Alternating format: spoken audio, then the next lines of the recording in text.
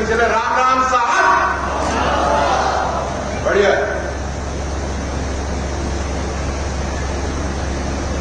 शुरुआत करते हैं। शुरुआत तो पहले नमन से की जाती है। तो सबसे पहले माननीय राज्यपाल जी, आपको हमारा प्रणाम। भूरा भगत जी, अनिल जी, प्रधान जी और मंच पे सब जो बैठे उनको मेरा नमन, प्रणाम और पूरे मंच पर नमन। मैं कोई भी कार्यक्रम शुरू करता हूं तो उससे पहले मैं आप सबसे इल्तिजा करता हूं कि आज हम सब इतने बड़े पंडाल में, इतनी जनसंख्या में सब जो बैठे हैं वो इसलिए बैठे कि हमारे 73 शहीद हुए। उसके बाद हमें पता पड़ा कि हम भी गुर्जर हैं और गुर्जर जाने का अस्तित्व हमें पता चला। तो सबसे पहले मैं आपसे विनती करता हूं कि आप सब अपने अपने स्थान पर खड़े हो जाएं और 1 मिनट का मौन रखें, हम 73 शहीदों की याद में।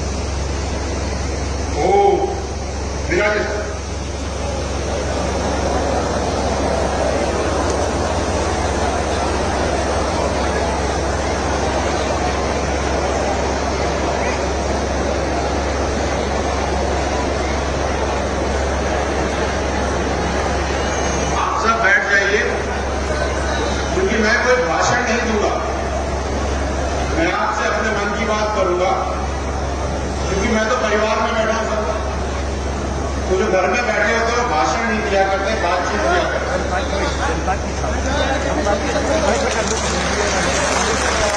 मैं अपने मन की बात करूंगा और जैसे मेरी आदत है बिल्कुल कठोर, कठिन और बिल्कुल कद्दावर सत्य बोलूंगा।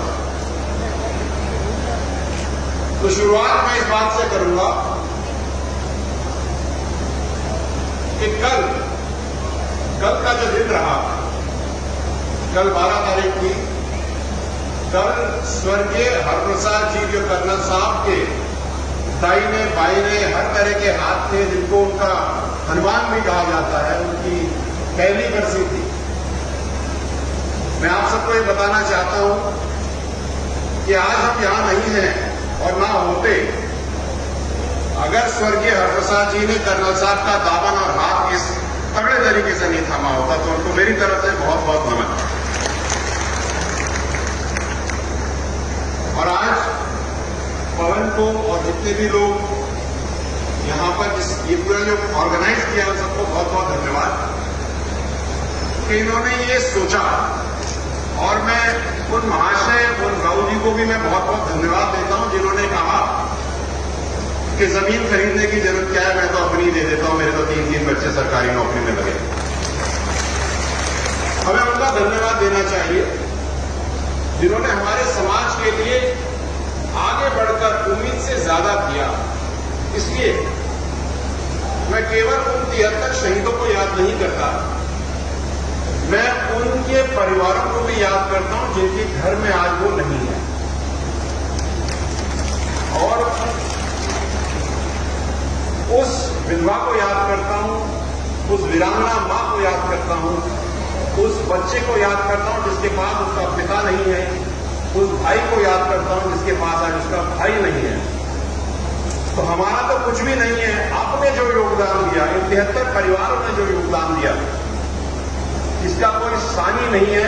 और हम कर्ज में डूब भी जाएं तो भी हम इसका उधार कभी चुकता नहीं है। आज हम खूब भव्य तरीके से यहां खड़े हैं और यहां पर मैं आपसे केवल 2 तरह की बातें करूंगा साहब। देखो, दिल से बात कर रहा हूं तो 2 करूंगा। पहली बात सामाजिक करूंगा और दूसरी बात, जो कर्नल साहब का सपना था राजनीतिक, वो भी करूंगा। और आपको एक चीज भी बताऊंगा बहुत अच्छी, आपको ये बता दूं कि 5% आरक्षण के चलते बहुत सारे बच्चों को नौकरियां लगी हैं। आप सबको बहुत बहुत धन्यवाद। बहुत नौकरियां लगी है साहब। कभी कभी तो हम एसएमएस हॉस्पिटल में जाया करते थे, तो एक डॉक्टर मिल जाए तो हम अपने आप को बड़ा कुर्बान समझते थे। आज दरवाजे से लेकर के ऑपरेशन थिएटर तक गुजर ही गुजर भरे पड़े, तो आपको बहुत बहुत शुभकामनाएं, बहुत बहुत शुभकामनाएं। बात अगर हम केवल गुजर की करें तो गलत होगा, क्योंकि ये तो एमबीसी समाज है पूरा। इसके अंदर गुजर भी है, गडरिये भी है, लोहार भी है, बंजारे भी हैं, रायता भी है, रेवाड़ी भी है, देवासी भी है। तो जब हम बात करेंगे समाज की आज से, तो आज से हम पूरा एमबीसी समाज की बात करें। तो पूरे एमबीसी समाज को बहुत बहुत शुभकामनाएं कि आपके बच्चे आगे चल पड़े। और एक बात मैं आपको बताऊं, मैं यहां आने से करीब 1-1.5 घंटा पहले मैं कोटपुतली में गुजर छात्रावास में बैठ करके बच्चों के साथ बात कर रहा था।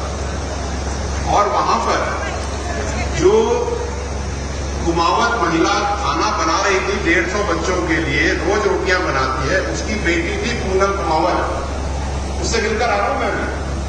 और मैंने पूछा, बेटी तू क्या करती है? तो कह रही है अभी तो अपने भैया की मदद करने आई हूं, लेकिन मैंने बीए पढ़ी हुई है। और करना क्या चाहती है? तो उसका स्पष्ट जवाब आया सीधा, आईएएस बनूंगी।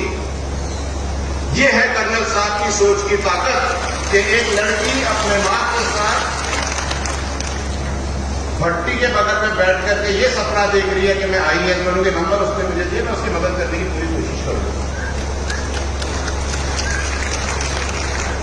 कर्नल साहब माननीय राज्यपाल जी की बहुत याद किया करते थे सर, बहुत याद करते थे आप। कर्नल साहब से मेरी जब भी चर्चा होती थी, कितने अच्छे, जब भी माननीय सतपाल जी मलिक जी की जब भी बात आती थी, तो उनके चेहरे में अजीब सा रूहानापन, एक खुशी और आंखों में एक अजब सी चंचलाहट आती। पता नहीं साहब आपने क्या किया, लेकिन ये जरूर हुआ करता है। बात मैं ये भी करना चाहूंगा कि दिन में मेरे को एक टीस है साहब, कि जितने बच्चों को नौकरियां लग रही है ना, वो तो सब पैंट कमीज वाले हैं। धोती कुर्ते वालों की नौकरी क्यों नहीं लग रही? जो आदमी पटरी पे बैठा ठंड में, जो फटी धोती में ओढ़ करके ठंड में 60-65 साल का बुजुर्ग, आज से 10 साल पहले जो पटरी में बैठ करके जिसने संघर्ष किया, इस सोच में कि उसके पोते पोतियों को नौकरी लगे, आज उसको नहीं लग रही, ये टीस है। और हमारी सच्ची श्रद्धांजलि सबके लिए तब होगी जब उस आखिरी लखपति के आदमी को पहली पंक्ति में नौकरी मिलेगी। सब हम इसको करेंगे। एक बात मैं आपको और बताऊं, कर्नल साहब का एक सपना था।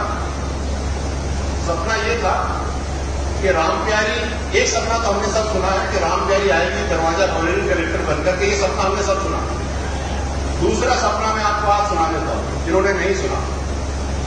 कर्नल साहब हरदम कहा करते थे कि सारे तालों की एक ही चाबी है, राजनीति। और अगर आप राजनीति में अपनी भागीदारी सुनिश्चित नहीं करोगे तो ताले ही ताले मिलेंगे, मिलेगा कुछ नहीं।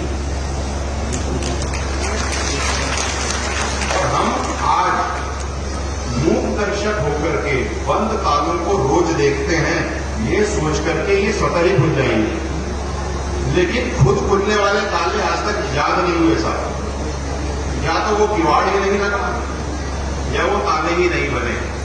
चाबी तो हमको बनानी पड़ेगी। अगर ये नहीं ताले देंगे तो हम अपने ताले लगा करके अपनी चाबी से खोलेंगे। मैं बहुत दिल से बात कर रहा हूं साहब, और ये बात जो मैं कह रहा हूं आपको आज मैं कसम लेके जा रहा हूं कि ये बात पूरी होगी ही।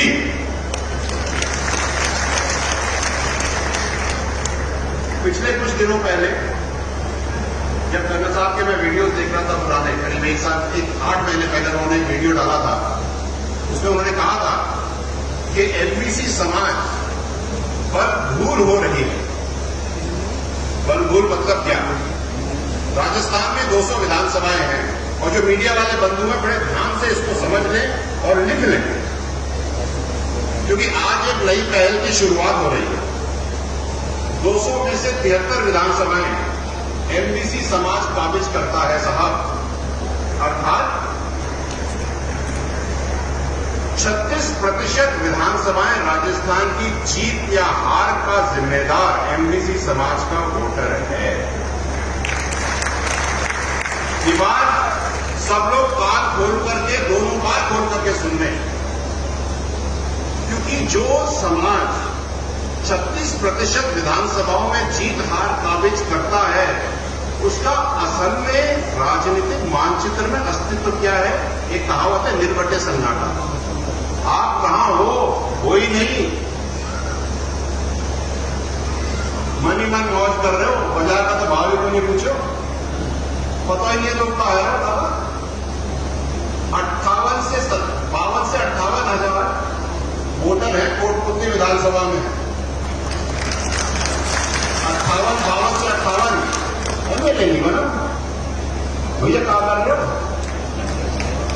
कहा निर्भर प्रभु 2 आदमी भिड़ रहे, भेड़ के तरह 2 विधान लड़ रहे, मिलता रहे, कसमें नहीं बंद करो, बंद हो गया। एक आदमी लड़ो जीतो, नहीं तो घर बैठो यार।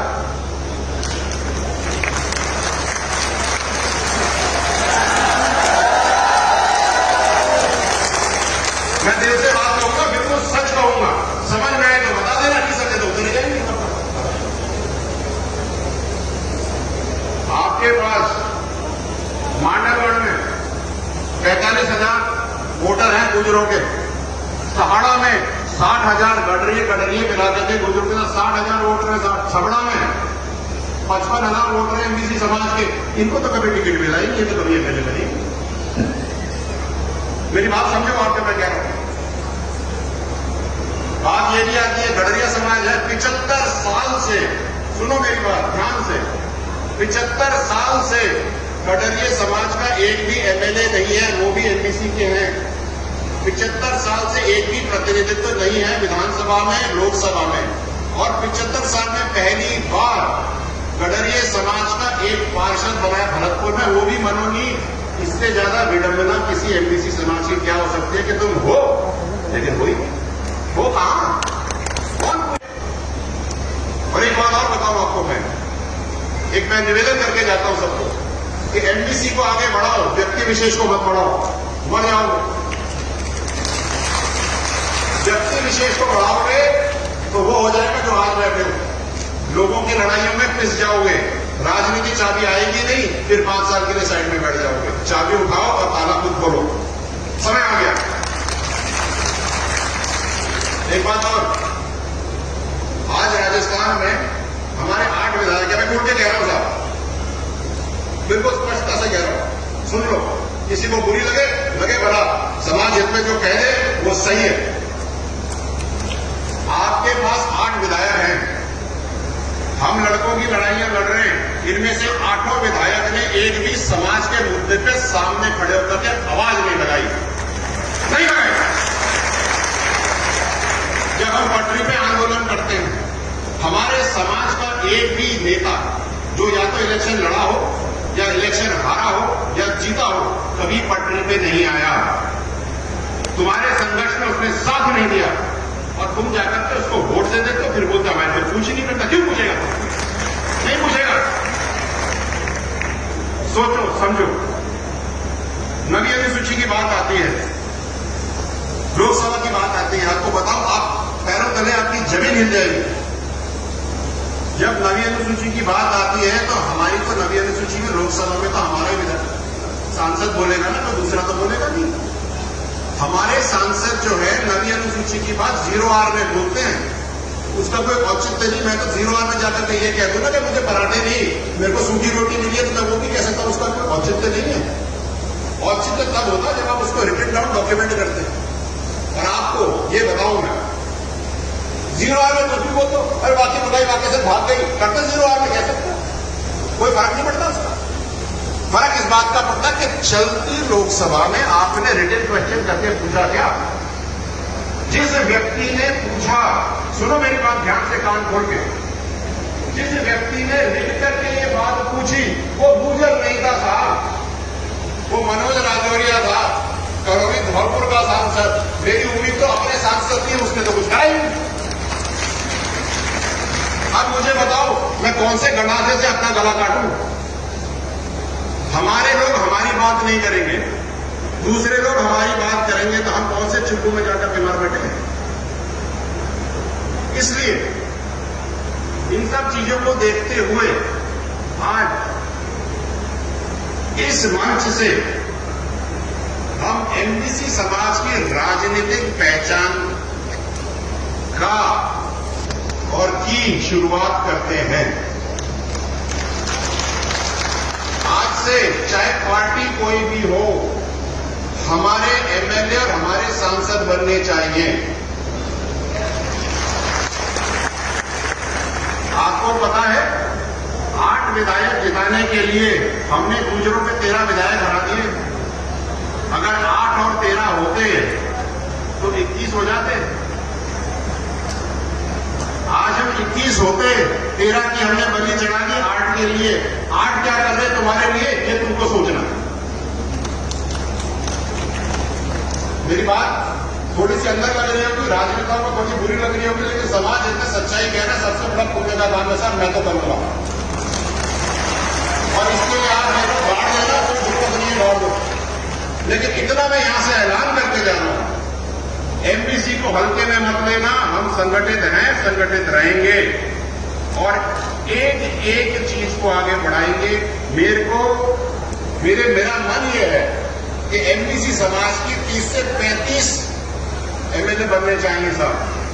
35 एमएलए बनेंगे, 15 इस तरफ 15 उस तरफ, क्या काम नहीं होगा आपका। और आज हम अपने प्रक्रियाधीन भर्तियों के लिए इनके पीछे गिड़गिड़ा रहे और ये सुनते नहीं। लड़कों को, बच्चों को धक्का दे दे करके बाहर निकाल देते अपने कमरों से। ये तो हमारे एमएलए हैं, शर्म नहीं आती इनको एमएलए बना करके।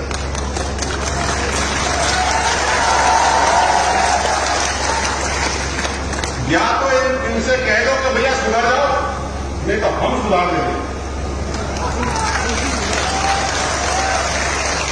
बहुत सही कह रहा हूं मैं, क्योंकि ये मेरे अंदर की टीस है। 6 साल से मैं देख रहा हूं लोग पूरे समाज को इतना बरकरार रखा है उन्होंने, केवल भाषण देते हैं भाई और आश्वासन देते कागज में, देता कोई कुछ नहीं। मुझे बता दो एक ट्रांसफर कराओ तो, मुझे बता दो किसी की नौकरी लगवा दी। हाँ ये बात जरूर है, इसका उधर और उसका इधर जरूर हो जाता है, फिर बाद में आगे भागता रहता है पीछे पीछे, भैया तजुर्बा कर दो, और फिर कहते तूने तो मुझे वोट नहीं दी, मैं तेरे को मदद करूं। समाज के हो, समाज के लिए खड़े होना सीखो। मैं ज्यादा समय नहीं लूंगा, लेकिन जो बात मुझे कहनी थी मैंने कह दी। आज से एमबीसी समाज अपनी राजनीतिक पहचान का आगाज कर चुका है। जिसको सुनना है सुन ले, जिसको समझना है समझ ले। और दूसरी बात, एमबीसी समाज केवल राजस्थान में नहीं है, आधा गुजरात एमबीसी से भरा पड़ा है।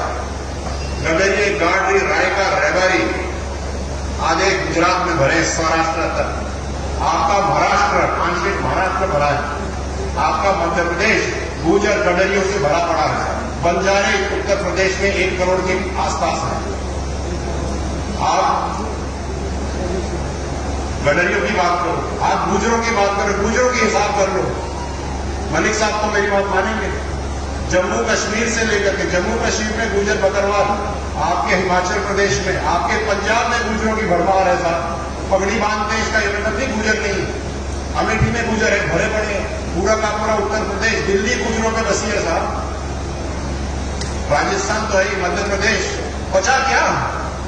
जब आप सब जगह हो और हो कहीं नहीं, तो कहीं पर कुछ गड़बड़ है। और इस गड़बड़ को सीधा करना अपना सबका कर्तव्य है और हम ये करेंगे साहब। बहुत बहुत धन्यवाद। राम राम सर। भगवान की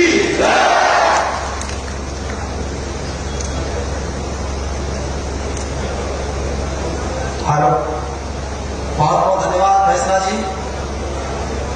हमारे बीच में जयपुर के मेयर आदरणीय मुनेश जी गुजर पधारी हैं, उनका पुष्प गुच्छ भेंट कर प्रमोदार जी पवन जी अभिनंदन करें। पुष्प गुच्छ भेंट करें।